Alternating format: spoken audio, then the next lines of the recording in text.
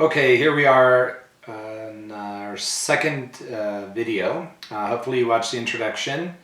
And when I tell you that the goal of these videos is to keep you off the 6 o'clock news, you'll understand why watching them is important.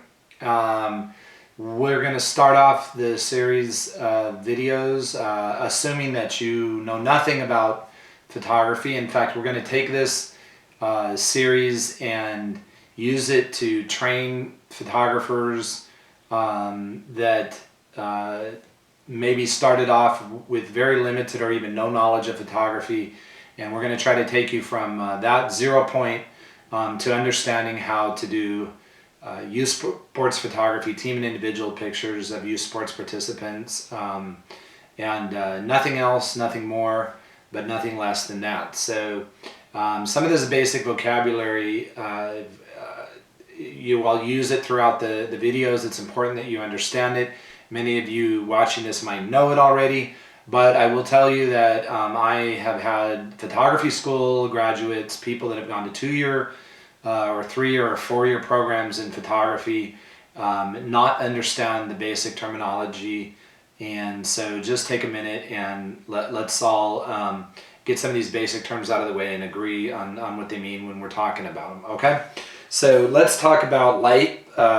First, the phrase ambient light, okay? That's a simple one. That's just the light that's around you without the flash, you know? So when you're shooting out in the sunshine, the ambient light is provided by the sun. When you're indoors, the ambient light is coming from the lights overhead and maybe the sunlight coming through a window. So it's the light that's there to begin with. If you're shooting at night, it's very low ambient light, maybe just from the moon, the reflection of the sun on the moon. But it's the light that's all around you. That's what we mean by ambient light, okay? Then let's get into some mechanics of the camera. First thing we're going to talk about is the word shutter. The shutter is the door, and again, here's my my old camera here. There's a door in that camera. This is a more modern digital camera. There's a door that is in this camera. It opens and closes. It sits behind the mirror there, and when you press the shutter, the door opens and closes and allows the light in, and you set that speed at which that door opens and closes to determine how long the door is open for. And I'm going to limit the discussion throughout the videos on that door to the settings of 1/60th of a second through 200th, maybe 250th of a second, okay?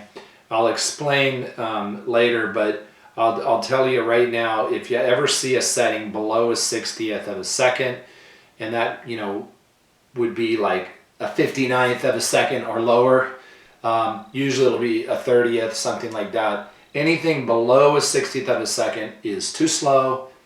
It never has a place in our type of photography.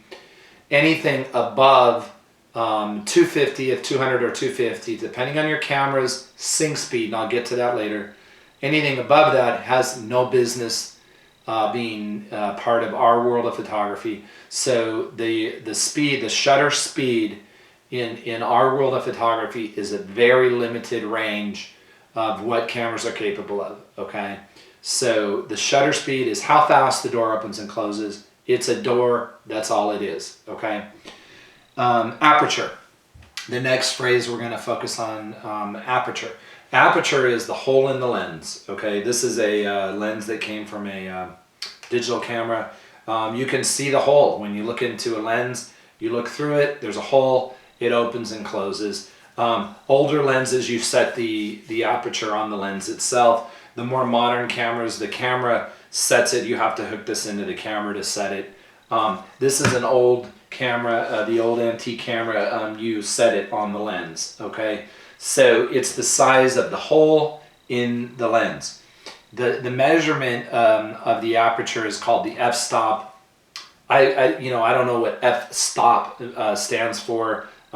Some of you probably do, but it's expressed in a number, and that number, the smaller number, the bigger the hole, the higher the number, the lower the hole, And the number, generally the highest number a lens has is f22 or f32, something like that.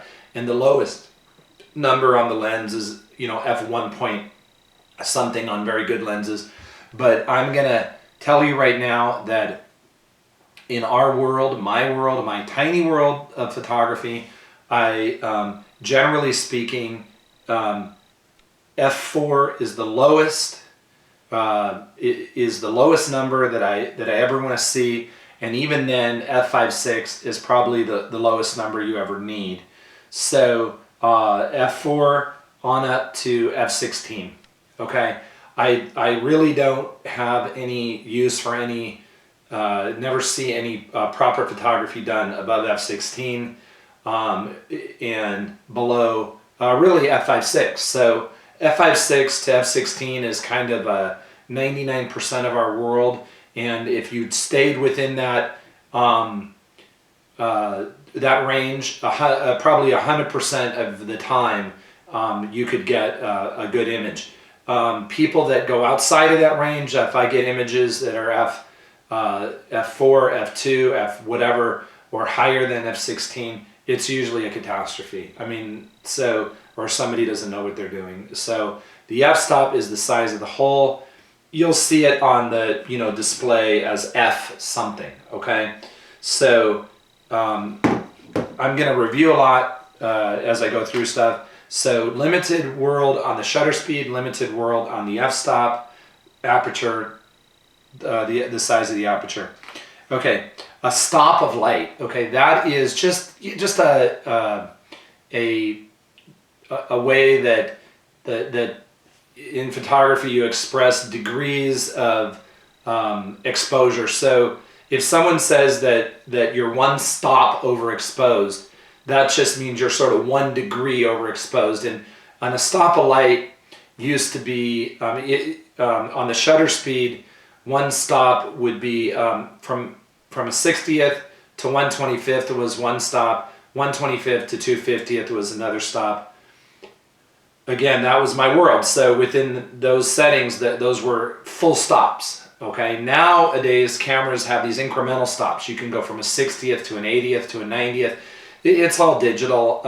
So those are like quarter stops. But when you say a stop of light, it's going from a 60th to 1/25th or 1/25th to 2/50th. On the lens, the stops of light were just those traditional stopping points on your settings, which were back in the day f4, f5.6, f8, f11, and f16. Moving from f8 to f11 was called, stopping down one stop because you were closing the aperture. So it's just a shorthand term for 1 degree of movement in either your shutter or your lens or your flash power. And so nowadays you have increments. You can do quarter stops and 8 stops and whatever the camera will do. But back in the day, it was full stops were pretty much what you were working with. And again, like all of these incremental changes, I mean, they make a little bit of difference and maybe give you a little bit more latitude than you had before. But within my world, a proper exposure back in 1980 using full stops of light and without having these increments was a good exposure then. It still works today, and it'll work in 20 years. Okay, so a stop of light is a full degree of change, which would be on your shutter speed going from a 60th to 1/25th or 1/25th to 2/50th. That's my limited world right there. On your f-stop going from f5.6 to f8, from f8 to f11, or f11 to f16.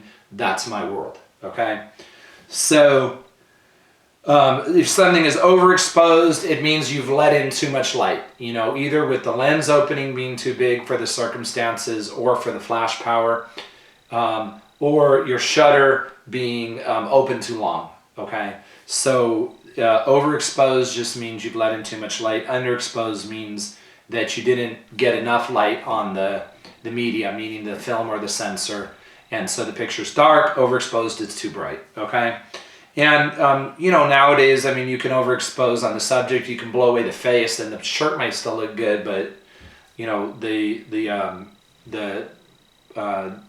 the exposure on the skin makes the picture look bad. So ISO or ASA, that's just a sensitivity number on the media.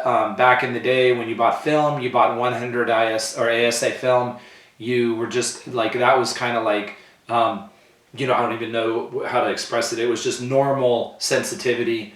Faster film was like 400 ASA film, meaning that you could, less light could hit that film and still give you an image. But the higher the ASA, the more grainy, the bigger the pixels were. And that's true today with ISO in your camera. The ISO at 100 is the same as ASA at 100 from what I've seen. And the higher the ISO, the grainier the image. In my limited world, if your camera can do 100 ISO, set it on 100 ISO and 99.5% of the time that'll be fine. I mean, in fact, it probably would be fine 100% of the time if you knew what you're doing and you had the appropriate equipment. You don't ever need to go change it from that 100 setting.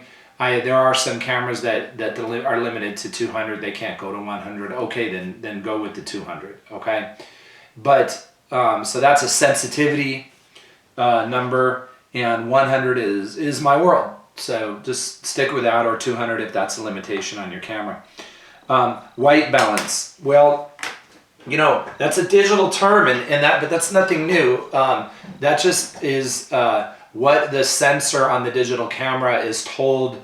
That you have to tell the sensor what kind of light is coming in. You know, light is a thing that has different color ranges.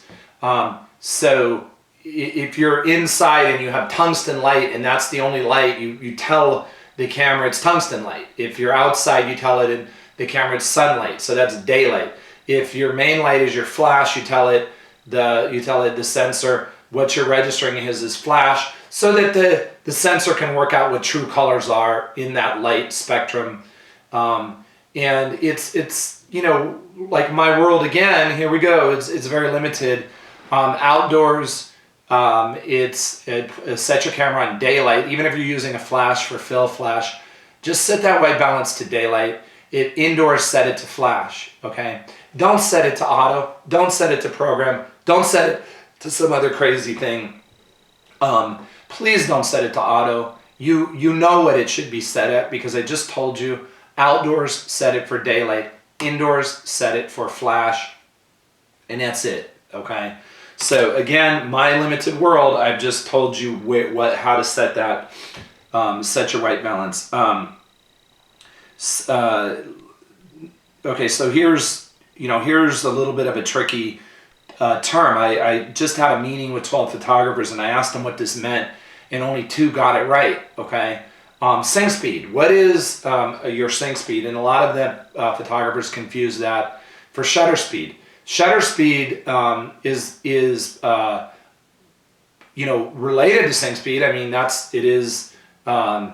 sync speed is a shutter speed, but what it is, it's the maximum speed at which the door on your camera will be fully open when the flash fires. So we wouldn't use that term sync unless we were using flash. And what we're saying is at that, that's the maximum speed at which your camera door will be fully open when the flash goes off. Therefore, the camera is in sync with the flash, okay? And if you go higher than your sync speed, the door of the camera will be open and start to close when the flash fires. So part of your image will have no flash because the door will block the flash from hitting part of the sensor, i.e. part of the image, okay? So if I was to say to someone, you're off your sync speed, that means you're shooting too high. Your shutter's going too fast. The door's closing when the flash goes off, so some of your image does not register the flash. Now, logically, if my maximum sync speed on my camera is 200th of a second, and by the way, this is a Nikon, and I believe it is 200. Logically, anything lower than that, the flash will still be in sync. I mean, the door is going to open and close slower. And so the flash is going to go off, the door is going to be open, no problem. So my sync speeds on my Nikon here at 200 are 200 or lower. So a 60th of a second is in sync. The flash will go off, the door will be fully open. 500th of a second, the door is going to be partially closed when the flash goes off. So what is the sync speed on your camera? What is the maximum sync speed on your camera?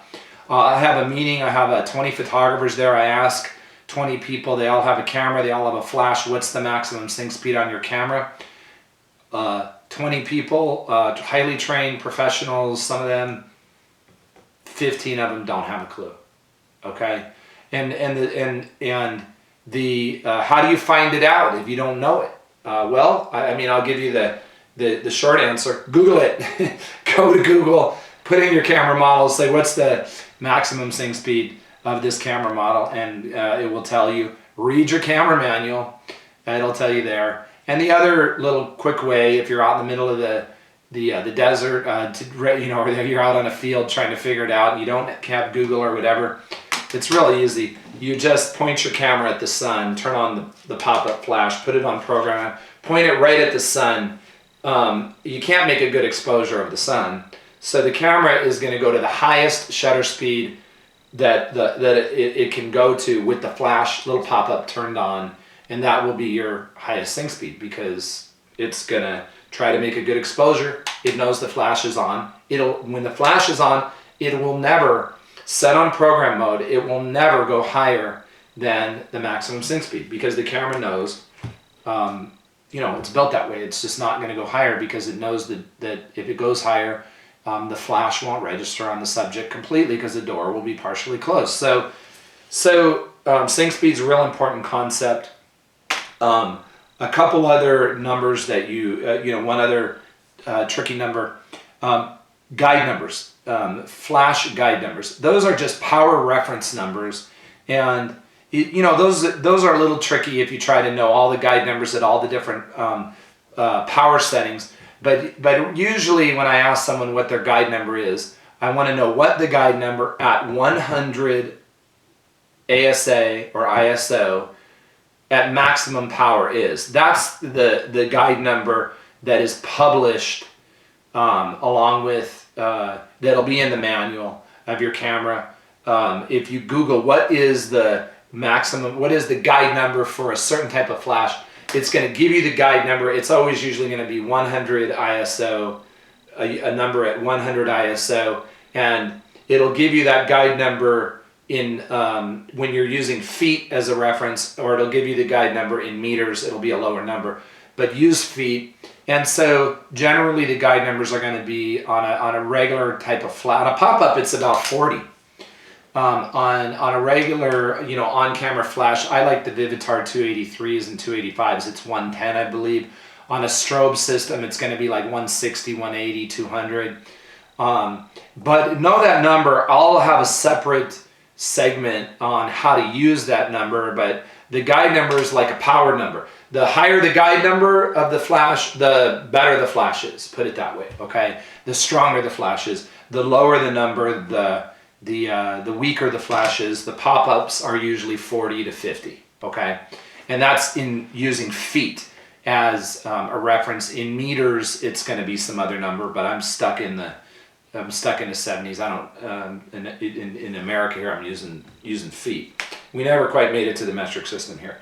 So in any case, what else? A couple other vocabulary words unrelated to photography, just related to our business. Parent paid shoots and reg fee shoots. Reg fee or league buy shoots are the shoots where the league is buying a picture package for every kid from the registration funds. We call them reg fee or league buy. That means you take every kid's picture regardless of whether they show up with money, because the league is buying that basic package for them. Parent paid means that the parents don't pay, you don't take an individual picture. Nobody paid, no picture, okay? So that's a couple terms of art. I may think of some other ones later. We'll add a segment on that, but that's kind of like your basic vocabulary. And again, this is all just simple mechanics of a camera. All the terminology relating to the mechanics of the camera. I understand, because I'm limiting this world to my world of team and individual pictures of youth sports participants, not weddings. I'm not shooting rock stars here. I do understand there's a lot more technical things that go on with the camera. And let me just tell you, if your camera has special features, turn them off, okay? The exposure compensation stuff, like +1, +2, +3, people use that for some creative project and they go out on one of our shoots and it's a catastrophe. Put that stuff, turn it off, put it to 0, get rid of it, don't think about it. Whatever all of these buttons mean or do, you know, I don't know what they all do. I don't touch them. I don't need to touch them, and I just, you know, hope I don't accidentally hit one that blows up 1,000 kids shoot. You know, that's my thinking on it. So I'll go into the settings on cameras later in another segment, but you know, I do understand there's all this other vocabulary, all these other things, all these other settings and whatnot, and I get it. But I'm limiting this down to what you need to know for my world, and anything else that you bring into it is probably doesn't belong here. You know, you're talking about another subject, another type of photography. It's outside of my world, so I'm not going to address it. You know, just turn all that stuff off. Forget about all that stuff. Okay, and again, appreciate everyone paying attention.